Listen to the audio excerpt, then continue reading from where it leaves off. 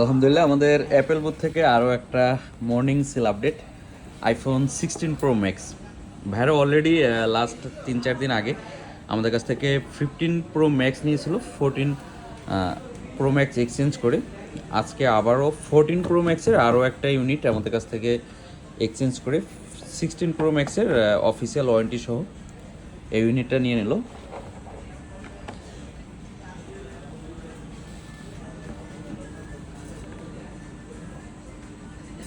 একটু ভাইয়ের কাছ থেকে জানবো, ভাই কোথা থেকে আসছেন?